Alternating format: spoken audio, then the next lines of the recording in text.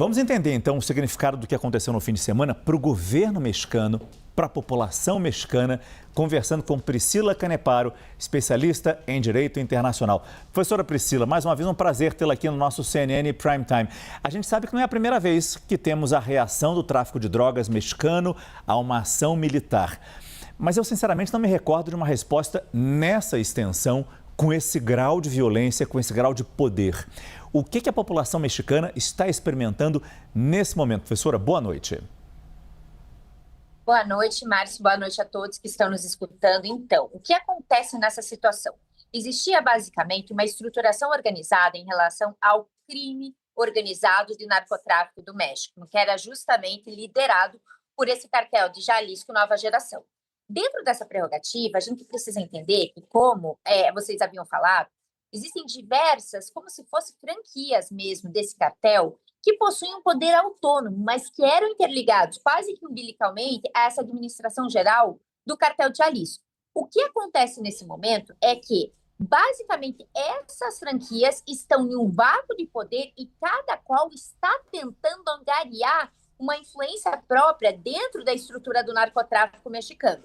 Então, por consequência, é quase que uma guerra civil que está surgindo, obviamente também apavorando a população por conta das ações mexicanas lideradas, encabeçadas por uma cooperação com os Estados Unidos. Então, são dois pontos aqui que a gente tem que ficar atento em relação às questões justamente frontais à população civil mexicana. Primeiro, esse vácuo de poder que se instaurou com a morte do El Mencho, justamente por conta dessa liderança unificadora dessas facções locais, e segundo ponto, por conta da insatisfação desses cartéis, que eram, por assim dizer, liderados por El Mencho, em relação a esse acordo de cooperação para a finalização do tráfico, uma tentativa de combate ao narcotráfico no México, em relação ao México e Estados Unidos.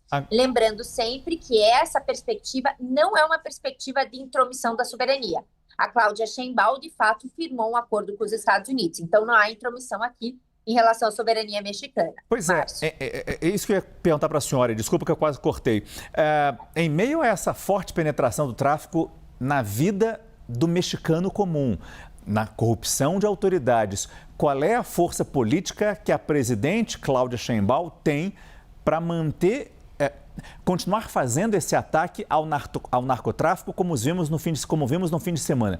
Hoje, um general que participou da operação, naquela entrevista coletiva que a presidente concedeu na Cidade do México, esse general falou na fortaleza do Estado mexicano.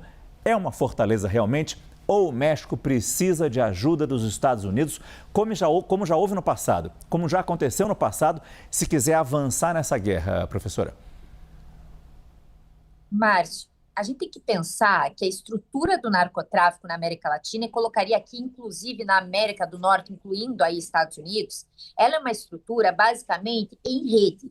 Por que eu falo que ela é uma estrutura em rede? A Cláudia Sheinbaum, unificadoramente, não vai conseguir unir esforços apenas com seus generais para combater esse narcotráfico. A gente precisa entender, e vocês estavam destacando, que existe um angariamento de armas por esse narcotráfico que sequer o exército dos Estados Unidos disponibiliza a bel prazer para a população civil. Só que o que acontece? E aí é importante a gente destacar. Essa cooperação com os Estados Unidos para combate do narcotráfico, ela é indispensável, não é por conta da falta de esforços do governo mexicano, mas porque existe uma retroalimentação.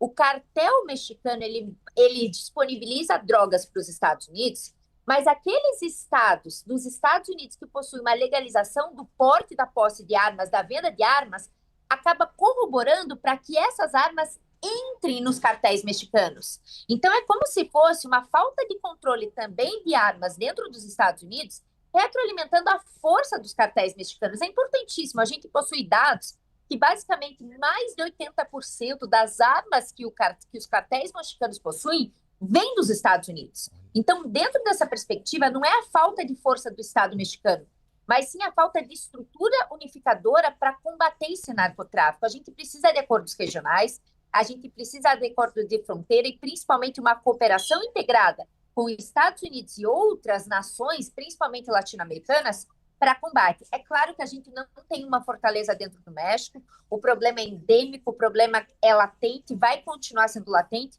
se a gente não unir esforços a ponto de conseguir angariar toda essa América Latina juntamente com os Estados Unidos em prol desse combate. E mais do que isso, Márcio, só para finalizar, a gente tem que pensar em métodos alternativos, né? A Comissão Interamericana de Direitos Humanos já destacou que a guerra contra as drogas já está perdida.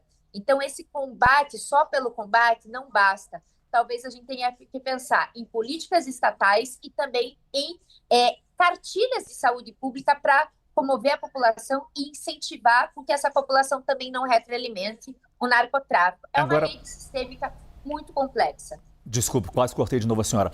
Agora, em cima até do que a senhora falou, e nessa última pergunta agora, para a gente encerrar nossa entrevista, a gente consegue fazer uma comparação com o que acontece no México, o poder dos cartéis, com o que temos aqui no Brasil, com as nossas facções criminosas que desafiam as polícias de todos os estados? Mas todo local que existe esse narcotráfico, principalmente endêmico na América Latina, a gente consegue comparar. Mas a gente precisa entender que são logísticas diferentes. Então, o nosso PCC, o nosso CV, tem uma logística interna diferente, basicamente do cartel Nova Geração, de Jalisco Nova Geração. Mas, ainda assim, a estrutura e as consequências para a população civil acabam sendo, basicamente, e dentro de quem vive daquelas regiões dominadas pelo narcotráfico, acabam sendo, basicamente, muito semelhantes. Ainda que a estrutura estatal e, principalmente, desse combate sejam diferenciadas. A gente tem que pensar que dentro da perspectiva mexicana ainda existe a pressão dos Estados Unidos para que haja uma política pública de combate ao narcotráfico. No Brasil, por conta dessa equidistância dos Estados Unidos, não há, mas consequências para a população civil, com certeza há uma semelhança. Lembrando sempre que o problema no México, por ser um território menor, acaba por ser mais latente, mais visível. O Brasil, por ter dimensões continentais, existem locais em que a gente observa as consequências mais latentes, como é o caso do Rio de Janeiro, e outros que nem tanto. Mas, com certeza, a endemia de violação e perpetração de direitos humanos para a população civil acaba sendo a mesma. Eu conversei com Priscila Caneparo, especialista em Direito Internacional. Professora, mais uma vez, muito obrigado pela sua presença no nosso CNN Prime Time. Boa noite. Boa noite, Márcio. Obrigada.